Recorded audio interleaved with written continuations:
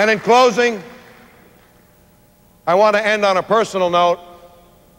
The other reason why that videotape got to me was because it reminded me of my mother. You remember I said that I bought long-term care because I didn't want my wife Geraldine and myself to be a burden to our children. But you know what? I never saw it from my mother's perspective. And that's what that video brought out.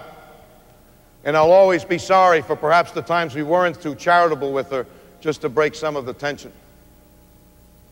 But you know, I'd like to show you my mom now. I'd like to put her on the screen. There's another part to my mother's story. Those are my two sisters, and not long after it, my brother came, and then I came. And when I was 6 months old, my very successful attorney father died without life insurance.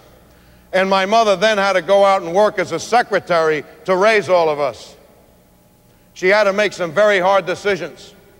You see those girls? None of them went to college at the appropriate time, even though one got a full scholarship, because the girls had to work to make sure that the boys could get through school. How do you like that little sibling dynamic? Well, she worked hard. She got us through. I graduated, and then she got sick. And then after she got sick, she began to see that she would become dependent. And as my mother would say it is, I would be inconvenient. And so she willed herself to die. And that's why she's not here to see her son on the main platform of the $1 Million Roundtable. And you know what? I don't think that people deserve to go out like that. And I want to know, where was the person of significance, the advocate who could have taken my father, even pushed him up against the wall and said, don't you understand you have to have life insurance because I'm advocating for your wife, because if you're gone, life could be miserable? Where was the advocate who advocated for my sisters who were denied a college education at the appropriate time? And where was the advocate even for my father, whose youngest son stands in front of you now?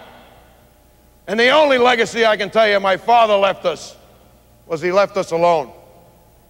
You have to understand what your sacred trust is. You have to overcome your call reluctance. It has to come from the heart to go out and find people like the elderly woman or my mother, because you have to protect them. You have to help people ask the questions they cannot ask unaided with you, which is, what would happen if I'm not here to be around to take care of my family? And finally, you have permission to be confrontational with people because you're dealing with their most precious asset, their children and their legacy. And if someone is disrespectful of you or treats you like a used car salesman or says you're a pushy salesman, do you know what you tell them? What I do for a living is I protect the innocent when someone dies prematurely. I provide a worry-free retirement that people can't outlive. I protect their assets when they get sick, and I provide legacy when they die, because I, meaning you, live a life of significance. Thank you.